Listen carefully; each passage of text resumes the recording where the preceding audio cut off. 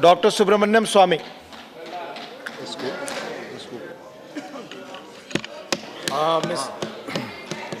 Mr. Deputy Chairman, I think the principal opposition party, the Congress party, seems to be confused between this amendment bill and the NRC. And most of them have argued against the NRC, and those few who have argued against this amendment bill have in fact misled the House in some ways. Mr. Sibal was here and he said that the Citizenship Act has no reference whatsoever to religious persecution. But he ought to know that in the Constitution, there is Article 11 which says, Parliament to regulate the right of citizenship by law. Nothing in the foregoing provisions of this part shall derogate from the power of Parliament to make any provisions with respect to the acquisition and termination of citizenship and all other matters relating to citizenship. The bill, in fact, on Clause 2 says, in the Citizenship Act 1955, Section 2, the following provision shall be inserted, provided that any person belonging to Hindu, Sikh, Buddhist, Jain, Parsi, or Christian community from Afghanistan, Bangladesh, or Pakistan who entered in India on or before 31st December 2014 and was being exempted by the central government by or under Clause C, etc., or from the application of the provisions of the Foreigners Act 1946, any rule or order made therein shall not be treated as illegal migrant for the purposes of the Act. So the whole amendment that has been brought is to bring this consideration that a fairly large number of people are running away from Pakistan, and they are the Hindus, the Sikhs, the Buddhists, and the Christians and the Parsis. Not only Hindus and associated the Indic religions of Buddhist, Sikh, but also those who are not of the Hindu faith, namely Christian and Parsis. Zoroastrian, this would be the correct word. Now, that has been brought in as an amendment. And the reason why is that if you look at the percentage of population of Hindus, Sikhs, Buddhists, Christians, and Parsis in the 1952 figures of Pakistan, and today there's been a very sharp decline in all these various religious groups. And that has been, we have seen newspaper items of great deal of genocidal action in Pakistan against these people. Same thing in Bangladesh. There are daily occurrences against the Hindus there. And Afghanistan, one need hardly say what the Taliban has been doing. So this act is most appropriate, and the Home Minister deserves congratulations for bringing it after years and years of recognition of this problem.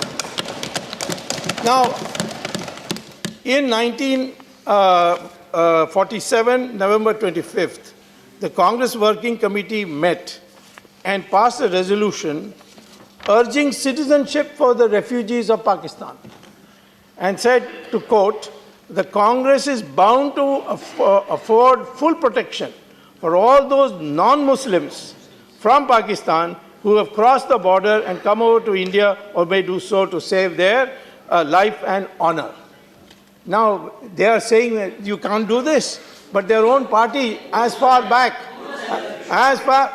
they said it. They said you can't do it. This is Article 14. I'll come to Article 14 also. The amount of illiteracy in Congress is unbelievable. In Rajya Sabha, Manmohan Singh, it was read out what he said.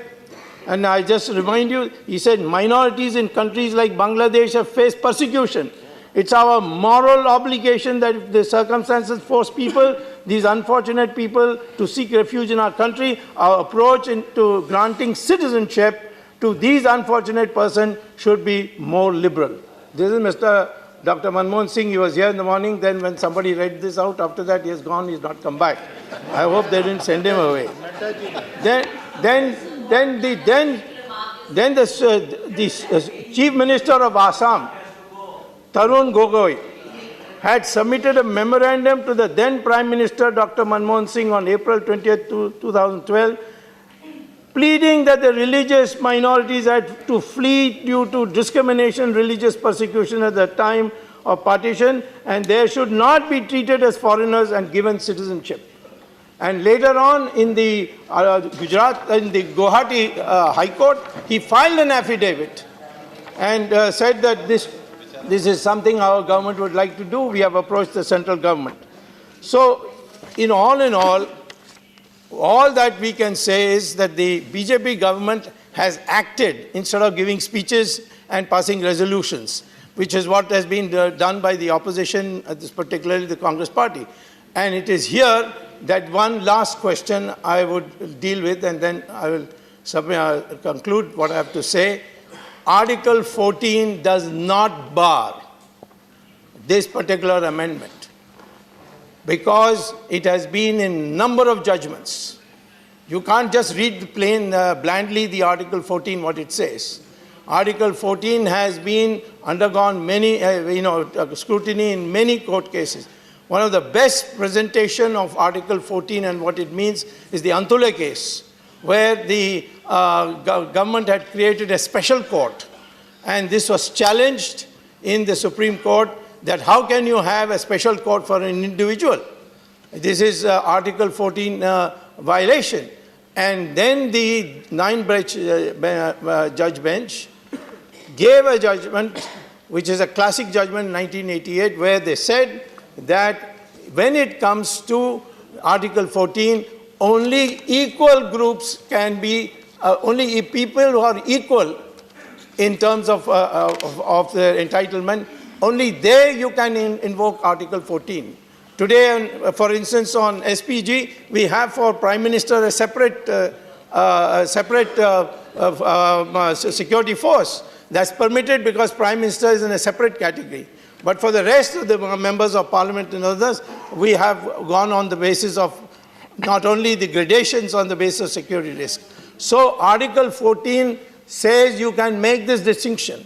And we have made this distinction because in Pakistan, in Bangladesh, in Afghanistan, these groups who have been identified have been singled out for ill treatment and oppression.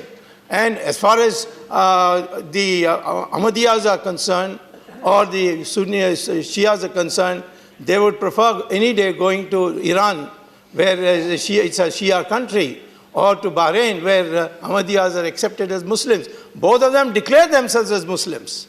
They don't say that we are in a distinct religious group. It is the Wahhabi group in Pakistan which says you are not Muslims. But the world in general accepts them as Muslims. So they cannot come into this category because these countries are Darul Islam. They are religious constitution where Islam has been accepted as the state religion. And therefore, to bring that in is rubbish. In fact, many single Muslims have come to our country to seek refuge. Tariq Fateh is one of the examples, Taslima from Bangladesh. Then what happened? They said, this is only our intermediate point. Taslima went and got citizenship from Sweden, and Tariq Fateh got it from Canada. And therefore, in our country, I don't think a Pakistani Muslim wants to leave and come to our country.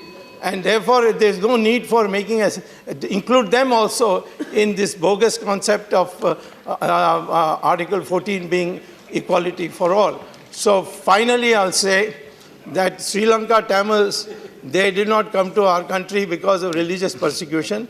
There was a war there, and because the area of Tamil Nadu, of Sri Lanka, the Tamil areas of Sri Lanka, there was a full-fledged war, and they came on that. After that, after our government came, they have all been regularly going back. The government of India has built houses for them, and now it has dwindled from 1 crore to something like 15,000. And in another 6 months, there will be no, and all this business of genocide and all, these are all LTT propaganda. Our parliament cannot be used for LTT propaganda. And therefore, I would say that this bill is going on record. Something we need to protect ourselves. Thank you. Thank you. The message from Lok Sabha Secretary General. Please take your seat, Mr. Vaiko. Please. The message from Lok Sabha Secretary General. Sir, with your kind permission, I rise to report that the Lok Sabha at its sitting held on the 11th of December 2019 adopted a motion referring the Personal Data Protection Bill 2019 to a joint committee of the House consisting of 20 members from the Lok Sabha and 10 members from the Rajya Sabha, and recommending to the Rajya Sabha that the Rajya Sabha do concur in the said motion and join the said joint committee and communicate the names of the 10 members to be appointed by the Rajya Sabha to the joint committee, with instructions for the joint committee to report to the Lok Sabha by the first day of the last week of the budget session 2020.